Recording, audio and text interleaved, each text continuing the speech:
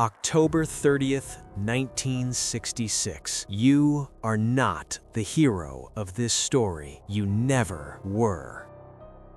The night smells like wet asphalt and dead leaves. I am sitting at a table. The lamp is low. The pen is in my hand. Not a weapon, not yet, just a pen. An ordinary object in an extraordinary hand. Most people never ask the question. They move through their lives like water through a pipe, shaped entirely by the thing that contains them. They wake up, they work, they love people who will forget them. They die and become nothing.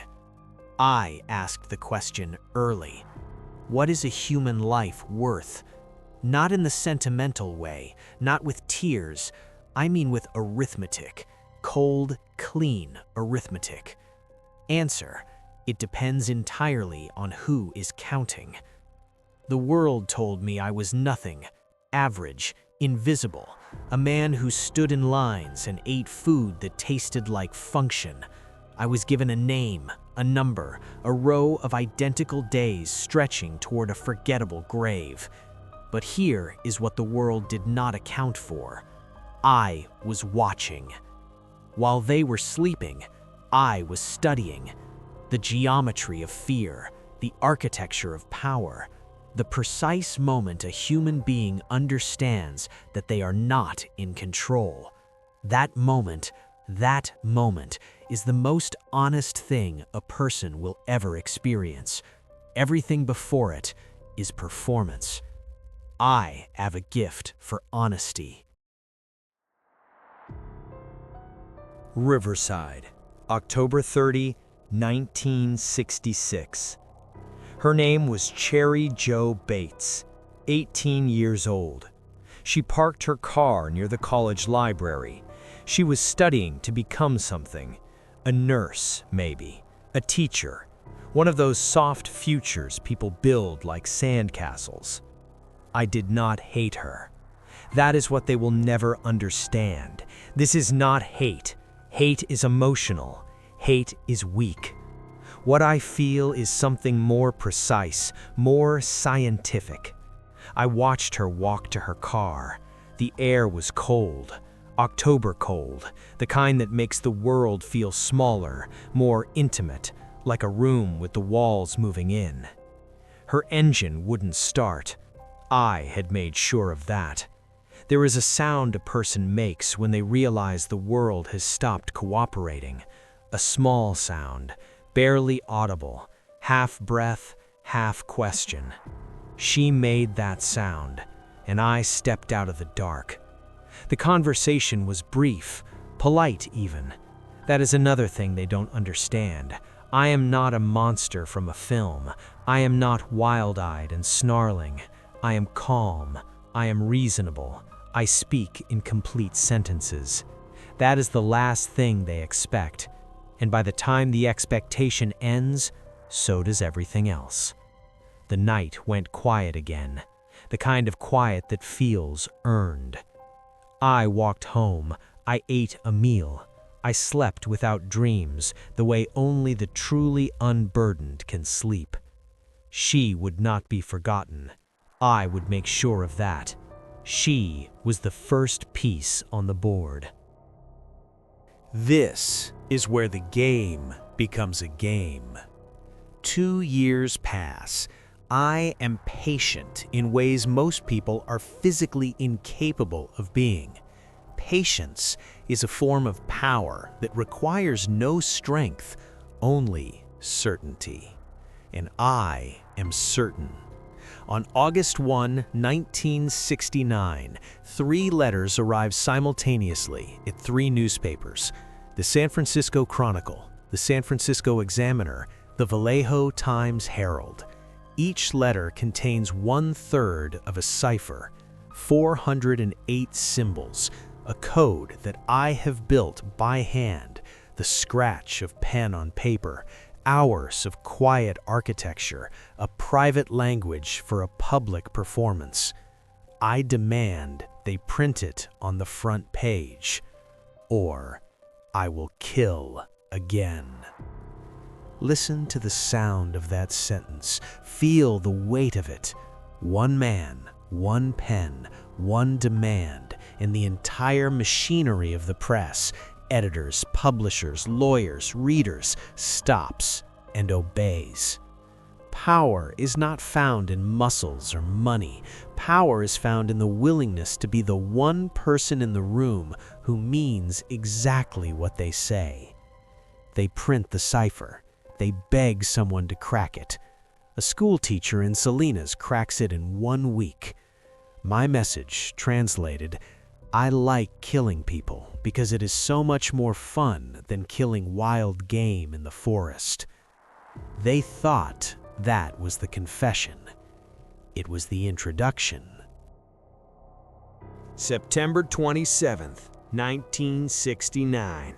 Lake Berryessa. The sky the color of old iron. 2 college students, a blanket on the ground. Youth arranged in its most ordinary form. Proximity, warmth, the illusion of safety. I walk out of the tree line wearing a hood I made myself.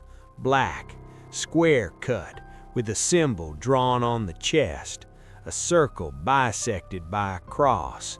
My own sigil, my personal mark upon the world. I am calm. I am always calm. This is the scene they will study. This is the image that will appear in documentaries 40 years from now. The hood, the symbol, the lake, the silence. I am aware of this in the moment. I am building something permanent. Afterward, I walk to a payphone in Napa. I call the police. My voice is steady. I report what I have done with the same energy a man uses to report a fender bender, because that is what it is to me, a small event in a larger project. I hang up. The metal of the receiver is cold under my fingers. The evening is just beginning. Somewhere, a radio plays. I drive home with the windows down. The air tastes like pine and distance. Here is what I want you to understand. I am not explaining myself. I have no need for your understanding. Your understanding is irrelevant to the outcome. But I am generous. I will tell you the truth, because the truth is the sharpest thing I own. I believe in collection. Every person I release from this plane, release, not take, release, becomes something more than they were. They become mine. In the afterlife, they will be my servants, my slaves. I will arrive in the next world as a king arrives, with subjects already assembled, already loyal, already waiting. This is not metaphor. This is theology. I have done the math. Every civilized society has needed people willing to operate outside civilization's rules in order to build and sustain it. The men who cleared the land, the men who held the lines, the men who did the things that kept other men comfortable enough to call themselves good. I am that man. I have simply stopped pretending otherwise. The pen scratches across the paper. Another letter. Another cipher. Another signature. Zodiac, pressed into the page like a brand. I seal the envelope. I walk to the mailbox. The street is empty. The sky is clear. The stars are out in numbers that make human concerns look exactly as small as they are. I drop the letter in. I hear it land. I walk back. And then, nothing. That is the final move, the one no one expects from a man described as desperate for attention. I stop. Not because I am caught, not because I am afraid, not because anything has changed inside the machine that I am. I stop because I choose to. Because the most complete demonstration of control is the ability to simply cease. to leave the board mid-game and walk away while everyone else keeps staring at the pieces, waiting for a move that never comes. They will search for decades. They will have suspects in theories and television specials and subreddits and PhD dissertations. They will build an entire industry around the question of who I am. And I will be somewhere, ordinary, invisible, unremarkable, watching them search. The game doesn't end when the player walks away. The game ends when you stop playing. I never stop playing. The screen goes dark again. Just you, just the sound of your own breathing, just the cold, quiet fact of your existence. Here is what I want to leave you with. Not a clue, not a cipher, just a question. You have watched this entire thing. You followed every move. You leaned in at every level. You wanted to understand me. Or maybe you wanted to feel something. Or maybe you wanted to believe that you could see the monster clearly enough that you would recognize it if it sat across from you at a diner, or stood next to you in an elevator, or smiled at you from across a room. But here is the real question. Not who was the Zodiac, but what does it tell you about yourself that you wanted to know? You are a player in the human game, whether you chose to be or not. The only question that has ever mattered: what move are you making? This is the Zodiac speaking.